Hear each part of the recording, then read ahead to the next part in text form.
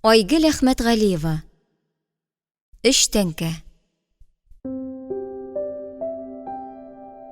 Бәғеренә қан саудырып китте улы. Аның артыннан шапылдап ябылган ишек, аңгырашкан тавыш чыгарып әкрен генә кире ачыла төште. Акылыңа кил, бала. Әти кешенең сүзсез әрнүе чарасызлыктан йомылган кирпекләр арасына яшеренде. Мин беркемгә дә кирәк түгел. Өч тәңкә акча жәллисез. Улының жан авазы белән шулай дип кабатлавы яна колак төбендә яңгырагандай булды. Кайда ялгыштысың, Рәхимҗан? Кайчан хаталанды? Барысында заманга сылтап, аның белән бер аяктан атларга тырышып, дөнья куы белән мавыктымы? Ике кыздан соң тансык булып кына дөньяга килгән улы, җимеш ишендәге төш кебек җил яңгыр күрми, каты сүз ишетми, артык иркәләнеп үстем әллә? Иң куркынычы, аның сабый күңелендә бер генә нәрсәгә, дөнья малына гына мәхәббәт берләнеп килә түгелме? Ул үзен белгәннән бирле әнисен югалтудан куркып яшәде. Таң белән бергә уянган Рәшидәнең сыер саварга чыгып утыруы була, абзарның салам түбәсен тузгытырлык ачы тавыш яңгырый. Инәй! Рәхимҗан йокысыннан да айнып бетмәгән килеш, аягына зур кәлүшләр элеп, бәрлә сугыла абзарга йөгерә. Инәй, син мондамы? Ой, җан киеге, тагылар торып чыккан бите. Ялгызы булса курка диярин. Арка терәп әбисе ята янында. Рәшидәнең көн сайын шулай сукрануына күнеккән сыер да, пешән шимшенгән җиреннән башын күтәреп, малайга шелтәле карап куя. Мә, сөтеңне эчтә, кирип ят. Рәшидә төсе уңып биткән халат кесәсеннән калай кружка чыгарып, чиләгенә чумдырып ала да, өстендә күбекләр йөгерешкән сөтне улына суза. Яратмый Рәхимҗан яңа сауган сөтне. Җылы исе борнына килеп бәрелгәндә көчкә түзә. Аның иң тәмлесе чыланда салкын сулы табакта утырып суынганы лабаса. Тик моны әйтеп тормый. Күзләрен чытырдатып йомып, сөтне бер сулышта эчеп бетерә дә, бәхеттән елмаеп, әнисенә төбәлә. Такта ярыкларыннан үрелеп караган тәүге кояш нурлары малайның вак-вак сипкел бизәгән йөзен, зәп-зәңгәр күзләрен, маңгаенда кәҗә генә калган ялтыр башын, җиңечларына кадәр сизрәп шактый кичерәйгән күлмәген, ялан аякка элгән кәлүшләрен сыйпап үтә. Рәхимҗан әле дә булса рәхәтләнеп елмая. Әнисе аны сөт эчәр өчен йөгереп чыга дип уйлыйдыр инде. Малайга исә әнисенең таң кояшы кебек нурлы йөзен күрү кирәк. Аның бер каяда китмәгәненә, менә шушы абзарда сыер савып утыруына үз күзләре белән инану кирәк. Әнгәсенең янәшәдә булуын тыю кирәк. Бары шул гына. Моның өчен җине симәгән җылы сөтне көн сайын эчәргә дә риза ул. Күзеңне йыртып таң тишегеннән йөрмәсәң. Әбисе инде тыныч күңел белән яна сәкегә үрмәләгән малайның артын кытыршы кулы белән шәбәкләгәндә итә дә, мич алдында кайнаша башлый. Ширем итеп ал. Тыруыңа бер-ике күкәйгә генә коймак салып алырмын. Инәң иртәнгедән урап кайтканчы йокла бүрүк. Олайса теңкәмә тиеп бетәрсең. Урап кайтканчы. Әйтүе генә җиңел. Елганың ар ягында тау башында утырган фермага барып җиткәнче генә дә күпме вакыт кирәк. Әнисе шунда көнгә 3 тапкыр барып сыер сава. Ул кичке савымнан кайтканда Рәхимҗан инде Нәүм базарына киткән була. Югыйсә йокламаска тырышып төрле шөгыль дә табып карый. 4 почмаклы өйне 2гә бүлеп торган зур чаршауның шәшәкләрен кәгазьгә төшереп мәш килә. Әбисе күреп арт сабагын укытканчы, мич башыннан аралыкка сикереп уйный. Шира телемнәреннән шалаш кырып изалана. Бәбекәем, имә торган яшьтән дә үттең бит инде. Инәңне көтеп күзеңне күгәртеп утырма, ят та йокла. Бу кадерле булсаң да булырсың икән, менә агай. Әбисе ырчыгын зырылдатып әйләндерә, җеп-җигерли. Рәхимҗан күреп тора, әбисе дә көтә. Ике тәрәзә арасында эленеп торган зур сәгатькә әледән-әле күз төшереп, кызының кайтып керүен көтә. Ипләп кенә кирфекләре урайган малай әз генә күземне йомып торам дип, сәкедәге ястыкка сыена. Таң атканда исә ул, янәшәсендә буш урын күреп, бер уй белән чәчрәп уяна. Инәй кайтканмы? Шул сорауына җавап табар өчен, чалбар мазар киеп тормастан бәрелә сугыла абзарга чыгып йөгерә. Инәй! Ни дияргә дә белмим инде, әнкәй. Ничекләр синең бер үзеңне калдырып китим? Аллага шөкер, үз көнемне үзем күрерлек бит әле, кызым. Кеше кулларына гына калырга язмасын. Жүнле кешегә охшаган булай. Балаңа гына кырын карамаса, сыңар канат белән талпынып ерак китеп булмый шул бәпкәм. Хатын кызга терәк кирәк, терәк. Аллага тапшырыйк. Рәхимҗан да ата тәрбиясе күрер ичмаса. Рәхимҗанның үй ишеген ачарга дип үрелгән кулы һавада эленеп калды. Ишек алдында кар көрәп әлсерәгәч, су эчеп чыгыйм дип кирип барышы иде. Әбисенең жүнле кешегә охшаган булай диюеннән үк, сүзнең ни турыда барганын чамалап, ялдыннан узмады, хәле киткән кешедәй стенага сөялде. Гүя моңарчы күргәне булмаган. Алдындагы бердән бер кечкенә тәрәзәгә, тәрәзә янәшәсенә беркетелгән иске зәңгәр шүрлеккә, җәй көннәрендә суыткыч вазифасын үтәп, хәзер бүрәнәдәге кодакка эленгән зур табакка күзләрен тутырып карады. Кинәт кенә тамак төбенә килеп тыгылган төер сулышын кысты. Малай шушы хәләттән котылырга теләгәндәй әкрен генә идәнгә чүкте. Сырма җиңеннән иреп төшкән кар бөртекләре булдымы? Киез итек йөзенә нәни тамчылар тәгәрәште. Инәй! Ишек башта кәгазь калынлыгы гына ачылды. Аннан үксегән тавыш чыгарып бөтен буена ачылып китте. Рәхимҗанның агарып каткан йөзен күреп, Рәшидәнең йөрәге учка йомарланган кыршыктай тыпырчынып куйды. Улым, инәй, мин капка төбен генә көрәштерәм дә керәм димәкчием. Бүгенгә җитәр инде, балам. Эшнең мәңге бетәсе юк. Ашап ал да кыймылдарбыз. Сүз җебе ялганмады. Рәшидә гаебе бар кешедәй күзләрен яшерә төшеп, өстәлгә табак белән бәрәңге китереп утыртты. Хәят карчыкта дисбе тимәләре аралап утырган җиреннән ашыга кабалана кузгалып, аш бүлмәсенә, чаршауның теге ягына кереп китте. Такта чәй янына кипкән гөлҗимеш өстәп, калай чәйнеккә су агызды. Аны самавыр өстенә утырткач, шүрлектән ак чүпрәк төенчекне үрелеп алды. Бәбекәем, шикәрне ватып бирсәң. Башка вакытта бу сүзләрне ишетеп, Рәхимҗан шатлыктан ук кебек атылып килеп җитә торган иде. Бүген исә гәүдәсен авыр йөгүрненә көчкә сөйрәп, чаршау артына чыкты. Йодрык кадәр шикәр кисәген шакмаклы сөлгегә төреп, сәке өстенә куйды да бәрәңге тукмагы белән төяргә тотынды. Шушы шикәр кисәгеннән ниндидер үч алырга теләгәндәй, билгесез ачу нәфрәт белән селтәнде дә селтәнде. Шу, бәбекәем, тузанга әйләндереп бетерәсең бит. Аны ни рәхәтләнеп вак-вак кына кабып эчмәгәч дип, әбисе ипләп кенә туктатмаган булса, сөлге дә тузанга әйләнәсе иде. Өчәүләп тын гына бәрәңге ашадылар. Сүзсез генә чәй иштеләр. Вакыт-вакыт бу сәер тынлыкны бүлеп, мич башындагы песигенә мыраулап куйды. Рәшидәнең кыймылдарбыз диюе әлеге дә баягы ферма инде. Менә 2 ел Рәхимҗан көндә әнисе белән кичке савымга йөри. 5нче сыйныфта укыганда тырмаша сыер саварга өйрәнде. Бармаклары талса, йодрыклап ябышты. Алай да барып чыкмаса, бер имчәккә 2 куллап тотынды. Савымчы хатыннарның төрлечә шаяртулары да, әнисенең үгетләү ачуланулары да туктата алмады аны.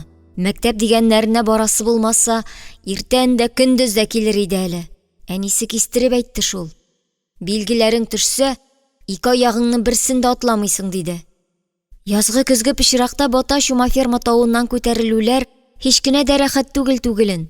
Җәйләрен башка малайлар уйнарга инеш буена төшеп киткәндә, ничекләр кызыгып калганын Рәхимҗан үзе генә белә. Әмма авыз ачып бер генә тапкыр зарланганы да юк. Әнисенең үз янында икәнен тою барысыннан да өстен. Рәшидә мич аралыгыннан сырмасын үрелеп алды. 2гә аерып үргән озын тулымнарын зәңгәр шәл астына бөртеге дә күренмәслек итеп яшерде дә, сүзсез сорау белән улына текәлде. Рәхимҗан да дәшми генә киенде. йон бияләйләрен кесәсенә тутырды, колакчынлы бүреген кулына тотып, өй алдына атлады. Авыл өстенә кышкы эңгер-меңгер эленеп маташа иде. Язны көтеп зарыккан каеннар суыктан куырылгандай инеш буенда калтыранып утыра. Рәшидә белән Рәхимҗан гадәттәгечә боз өсләтеп кенә аръякка чыктылар. Малай әнисе янәшәсеннән атлаган шәйгә вакыт-вакыт аның ягына күз ташлап, сүз башлануын көтте. Әнисенең кояш ашап каралган йөзе зәңгәрсу кар яктылыгында агарып киткәндәй күренә. Рәхимҗан аның күзләрен баҗана буенда ярга сыенып үскән бөрлегән бөртекләренә охшата.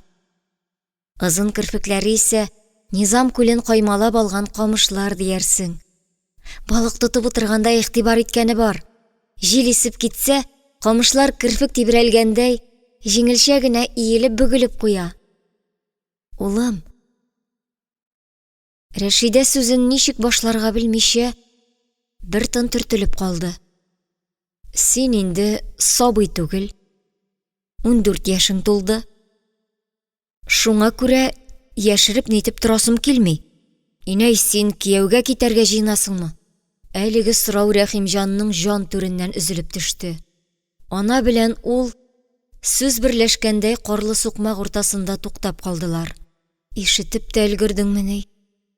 Рәшидәнең тавышы калтырап китте. Курыкма, улым. Мин синең ризалыгыңнан башка... Кем ул? Рәхимҗан янә әнисенең сүзен бүлдерде.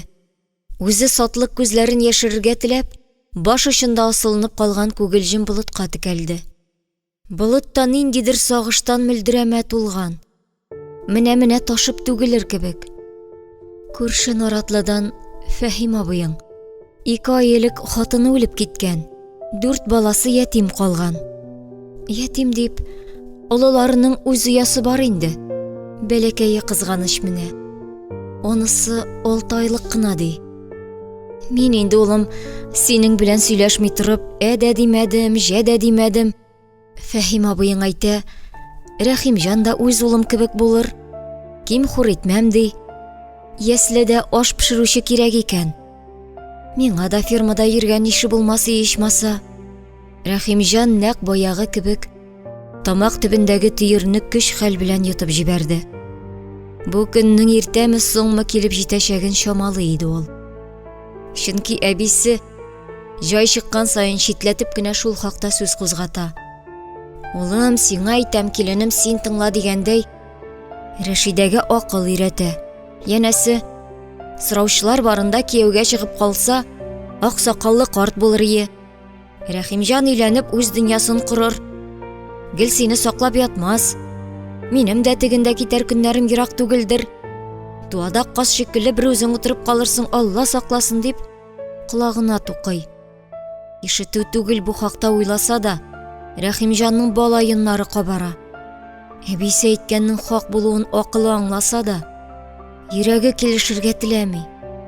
Рәхимҗан үз әтисен төсмерләми дә, хәтерләми дә. Чөнки ул боз астына китеп үлгәндә малайга 1 яшь кенә тулып килә иде. Белә белгәннән бирле янәшәсендә әнисе һәм әбисе булды. Гомер буе шулай дәвам итәр кебек иде. Рәшидә улының иң башыннан кочып алды. Күз төпләрендә яшь тамчылары җемелдәште.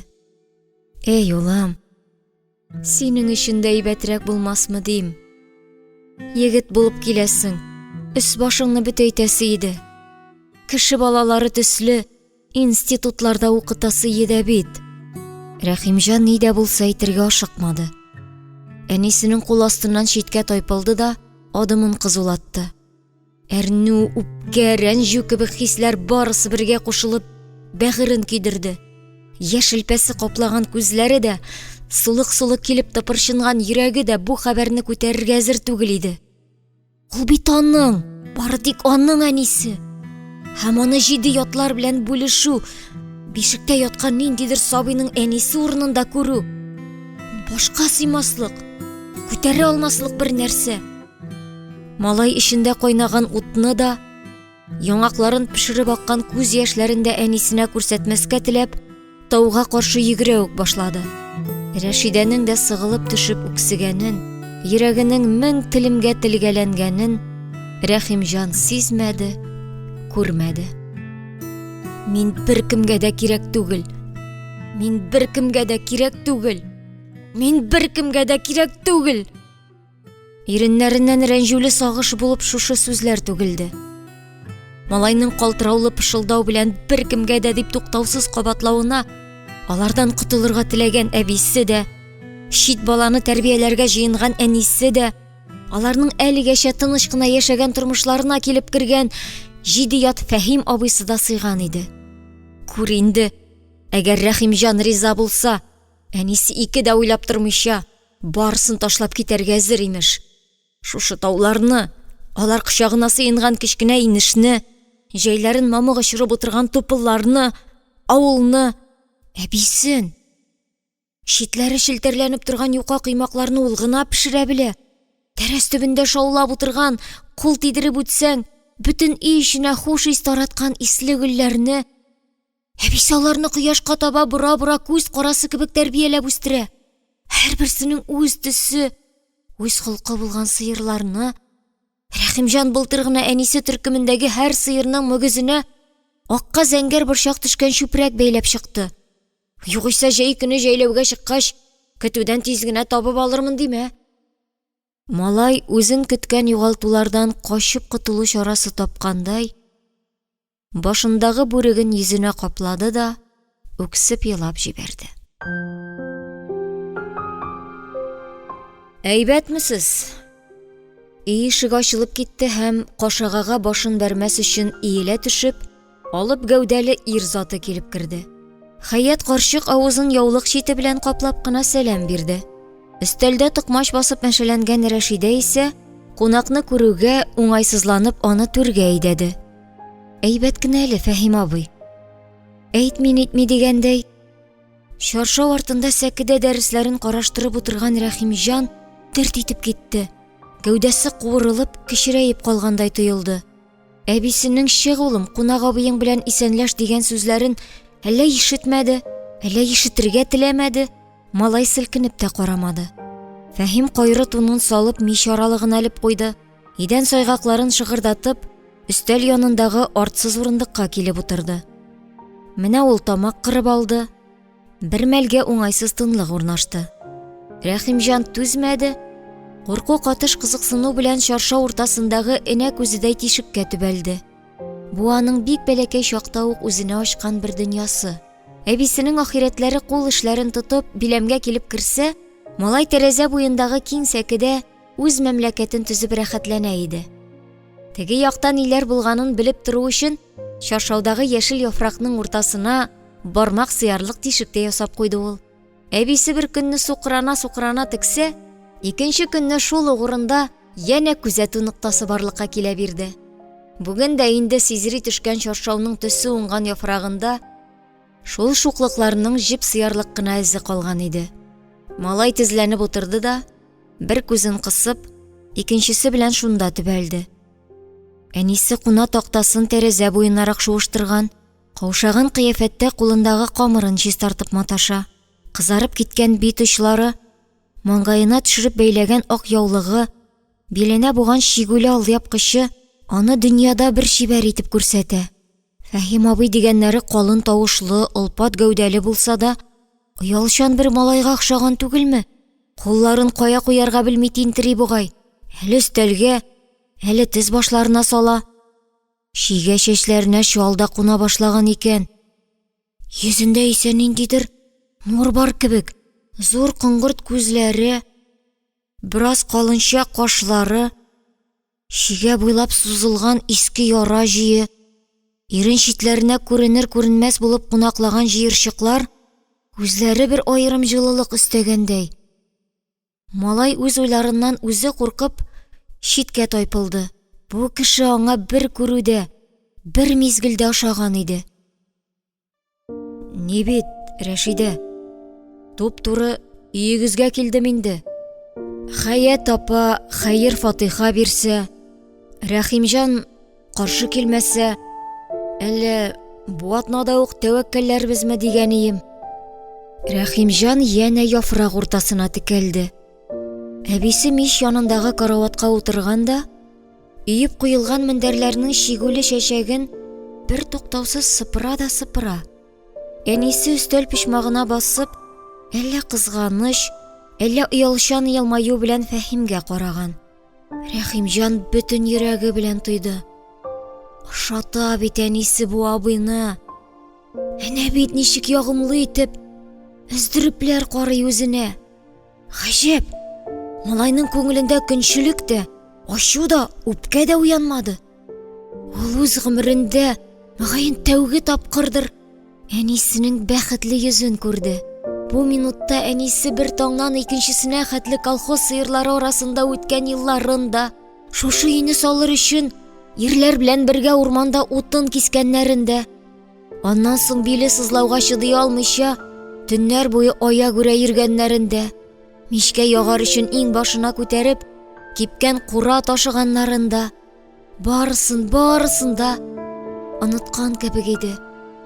Тик Рәшидәнең йөзенә тулып балкыган нур мизгел эчендә кул белән сыпырып алганда юкка чыкты. Язмагандыр инде Фәһим абый. Рәхимҗанымны үгетләп нитеп маташмадым. Егет булып килә. Әйтәсе сүзен уйлап әйткәндер. Моңарчы яшәгәнне алга таба да Ходай җүн бирер әле. Алла боерса, Нәгыймеңә дә әни булып килер кеше табылыр. Әле ни әйтсәң дә, бишеген тирбәтергә әбисе бар дисең. Рәшидәнең йөзе сүрәнләнде. Ул яңа гына кулына алган бәхетен шәлпәрәмә китереп ваткандай, нәүмизләнеп, канаты кайрылган кошка охшап калды. Рәхимҗанга ул мизгел эчендә картаеп, суырылып киткән кебек тоелды. Алай гына да түгел, шул кадәр кызганыч, шул кадәр бәхетсез, шул кадәр ярдәмчесез тоелды. Бит аның йөзендә баягы мәҗүси, бәхетле елмаю пәйда булсын өчен Рәхимҗанның бары бер сүзе җитә түгелме соң? Наратлыда да таулар бардыр, тупыллар, тәрәз төбендә гөлләр, ишек алдында сыер бардыр. Рәхимҗан аларны әнисе хакына якын итә алмас микәнни? Инәй, малай атыла бәрелә сәкедән төшеп, әнисе янына тукталды. Башын иеп өстәл артыннан кузгалып маташкан Фәһим кире чүкте. Әбисе Рәхимҗан гына күрерлек итеп йодрык төйнәп алды. Рәшидә кулларын кушырып торган җиреннән улын кочаклап, турайып басты. Гаепләмә, Фәһим абый. Без уйлаган белән генә барса икәнлә бу тормыш. Моңарчы ләм-мим сүз катмаган Хәят карчык та кызын җөпләп, шушы бала дип ничә кешене кире какты инде. Ярар, хәерле булсын.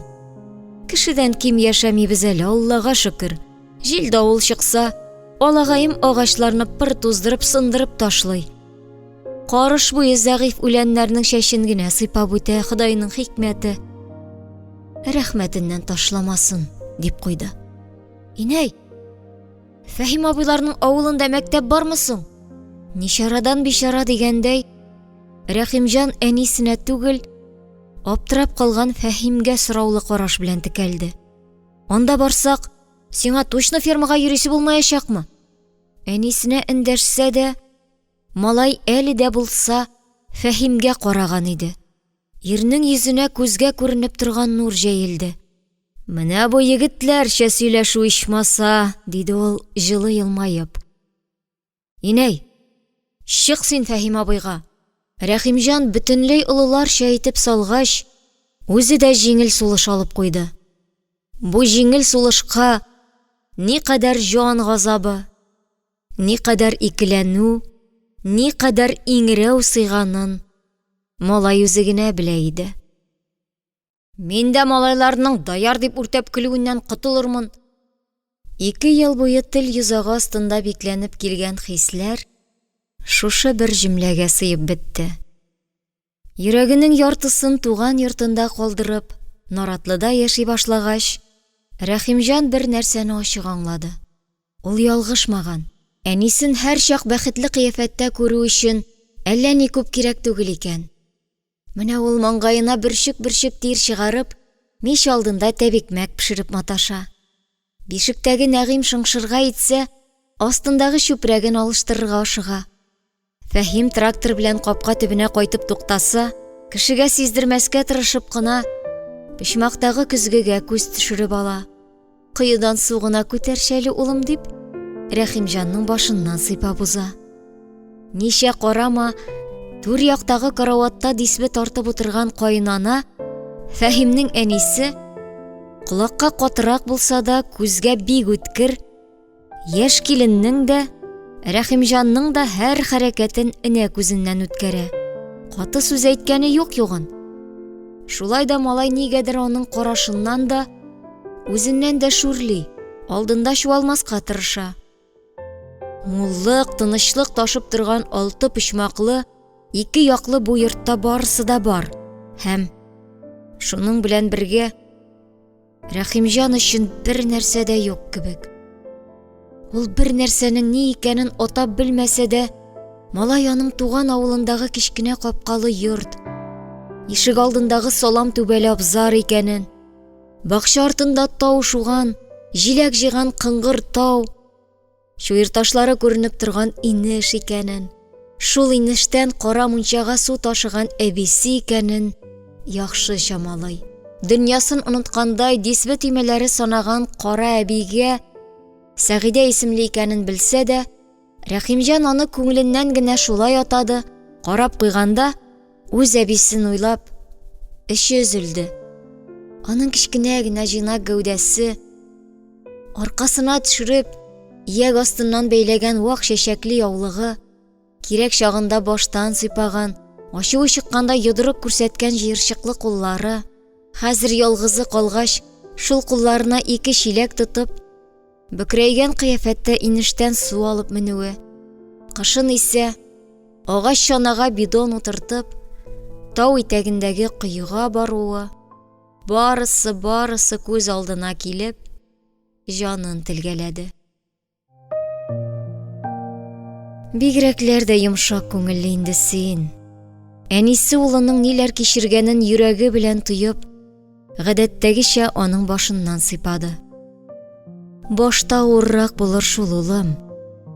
Инәй, әбекәйгә бер үзенә кыендыр инде әйме. Соң ярдәмнән калдырмабыз инде әнкәйне. Фәһим абыең менә кичә генә бер арба утын кайтарып аударган, рәхмәт төшкере. Киләсе атнада кисеп ярып кайтырбыз дип торды. Шулай бергә көн күрергә язсын инде. Инәй, бер әйбер әйтимме? Фәһим абый миңа беренче күрүдә үк ошады бит. Беләм, улым, беләм. Үзе дә сине мактап кына тора. Олылар акылы бар Рәхимҗанда ди. Ул миңа улым дип әйтә дә әйтүен, мин әткәй дип дәшә алмыйм шул.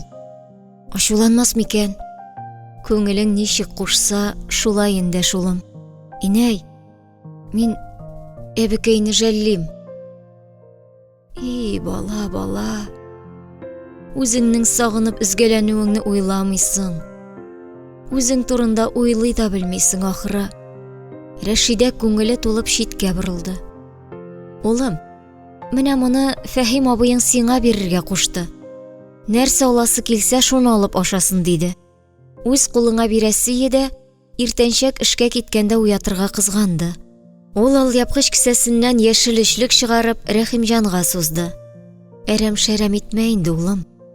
Рәхимҗан аптырап әле әнисенә, әле 3 тәңкә акчага карады. 16 тиенне учына йомарлап кибеткә барганда, аннан ипи күтәреп кайтканда, үзен иң бай кеше итеп хис иткән малай өчен бу башка сыймаслык зур акча иде. 10 тиенгә 3 прәннек алып ашарга була. Инәй, ул аны миңа дип кенә бирдеме? Әйтәм бит сиңа инде, улым. Әтиле малайлар мәктәптән кайтканда кибеткә кереп, прәннек кәгазьсез кәнфит үлчәткәндә, Рәхимҗан юлның теге ягына ук чыгып, өенә кайтып китә иде. Рәхимҗан икегә бүкләнгән 3 тәңкәне әле чалбар, әле сырма кесәсенә салып иза чикте. Берсеннән алды, икенчесенә салды. Ахыр чиктә түшендәге кичкенә кесәгә яшереп куйды. Ул төнне төшендә үзенә тузганак чәчәгедәй сап-сары прәннек, әнисенә күптән хыялында йөрткән аппак шәл, әбисенә Шигулік камзул сатып алды. Башы кірсе, аяғы кірмәгән. Инде шуңа мал таратып ятасыңмы? Рәхимҗан ашык ишек аша түр яктан ишетелгән тавышка күзен ачты. Кара әби Фәһим абыйсына нидер әйтеп маташа икән. Әле торалармы? Малыңны талап качалармы? Кем белсен? Тузга язмаганны сөйләмә инде, әнкәй. Фәһим абыйсы тавыш күтәреп тә сөйләшә белә икән. Ятим балага 3 тәңкә жәлмени? Сабый гына бит ул. Күрәсең ләбаса, гел буйык йөри. Шит урында яләшеп китүе җиңел дисеңме әллә? Әз булса да, күңеле күтәрелеп китсен дидем. Эшләп торам, акча җитәрлек. Гомергә шулай юмарт кыландың, атаң сыңары. Бүген 3 тәңкә бирсәң, иртәгә үзе 5 тәңкә сорар. Әнкәй, зинһар Рәшидәгә дә, Рәхимҗанга да каты бәрелмә. Икесендә үземнекеләр урынына күреп яраттым. Пуштәк нәрсәләр белән тавыш кына чыгара күрмә. Әнисе сыер саварга чыгып киткән ахыры, тавыш тыны ишетелми. Рәхимҗан юрган астыннан башын чыгарырга, тын алырга куркып бирешеп ятты. Фәһимнең ишекне саллы гына ябып эшкә китүен, Сәгыйдә карчыкның 3 тәңкә дип мыгырдануын да төшкә сылтарга теләп, күзләрен чытырдатып йомды. Кирпекләрен кабат күтәрде. Тәүге кат күргәндәй, исе китеп каршыдагы зур тәрәзәгә текәлде. Бит очыннан иркәләргә маташкан таң кояшы да төштә күргән прәннек кебек сап-сары була икән. Рәхимҗан әкрен генә юрган астыннан чыкты. Аяк очына төреп куйган күлмәкнең түш кесәсеннән кичә кадерләп салып куйган 3 тәңкәне кармалап алды. 10 тиенгә 3 прәннек. Мәктәптән кайтканда бүтәннәр белән дә бүлешергә дигән писекле кәнфит. Малай урыныннан шуып дигәндәй генә төште. Бер ара уйланып торгач, кулындагы акчаны өстәл җәймәсе астына салып куйды да, ишек төбендә эленеп торган киемнәренә үрелде. Әти, туйдым мин бу телефоннан. Жүнле уены да юк. Интернетка да кирип булмый. Яңаны алыйк инде. 7нче класста укучы улы кесә телефонын ниндидер ачу белән диванга ыргытты. Эштән кайтып кергән Рәхимҗан сабыр булырга тырышып, ашыкмый гына чишенде. Өс башын алыштыргач, тавыш тынсыз юынды. Сабырсызланып җавап көткән улы янына шуннан соң гына чыгып, янәшәсенә утырды. Алай. Нәрсә? Бер-берегез алдында мактанышып туйдыгыз инде, әйме? Соң Ринатка әтиге атнада гына 8 меңлекне алганнар. Менә ул телефон ичмаса. Ишатка әтисе сенсорныйны алган. 12 мең диде. Мөгезледер инде алайса. Ярты сыер бәясе диярлек бит. Бармак белән дә басасы юк. Таягы белән генә төртәсең. Әти, миңа да юньлерәкне алыйк инде. 3000 тәңкәлек телефон белән кеше көлдереп йөргәнче. Алай. Рәхимҗан беренче тапкыр күргәндәй, улының янып торган күзләренә текәлде. Һәм дәрт итеп китте. Я Хода. Кичә генә тез башында үчтеки уйнаган сабый тәмам егет булып килә лабаса. Сызылып кына төшкән шәм кебек үтеп киткән гомер дигән. Рәхимҗан үз балачагы чагылышын күрергә теләп, янә йотлыгып улының күзләренә карады. Һәм янә сискәнеп куйды. Бу күзләрдә кырын тау итәгедә, мүкле сазда мәмерәп пешкән җир җиләгедә, басу өстендәге тургай җыры да шәйләнми иде. Әти дим, син мине ишетмисең дә? Улым, әйдә иртәгә икәүләп каенлыкка менәбез. Әниеңә дә, апаңнарга да чәчәкләр җыеп төшәрбез. Малайның йөзенә кызгылт тап булып үпкәләү һәм кимсенү таралды. Юри икенчегә бурасың инде. Мин беркемгә дә кирәкмим шул. Миңа компьютерның да иң очсызлысын алдыгыз. Телефонның да. Сез миңа 3 тәңкә акча жәллисез. Шулай дип кат-кат кабатлады да, ишекне шап итеп ябып чыгып китте. Рәхимҗан аны кире бормады. Җилтерәтеп алып кермәде. Кычкырмады. Улы гаепсез иде. Бәхетнең һәм кеше кадеренең 3 тәңкәдә түгеллеген малаена әлегәчә төшендерә белмәгән икән. Моның өчен Рәхимҗан бары тик үзен гаепләде. Теге чакта таң кояшы белән бергә үз авылларына, әбисе янына кайтып барганда, яшүсмер Рәхимҗан бер нәрсәне ачык аңлады. Бәхет дигәннәре яшел төстәге 3 тәңкә рәвешендә була алмый. Рәхимҗан уйлавынча, бәхет әнисенең бөрлегән күзләре яки әбисе яулыгындагы кыр чәчәкләре төсендә, я һич югы Кыңгыртау түбәсендә гел үзенә ымсындырып торган рәшә төсендә генә булырга мөмкин. Иртәгә чыннан да бергәләп каенлыкка менәргә кирәк әле. Аннан карт янки янындагы шымыртлыкка сугылырлар. Кызык, аның улы әнисенең күзләрен тулып пешкән шымыртка охшата микән? Әллә кара карлыганга тиңлиме? Сырашасы булыр, сөйләшәсе булыр.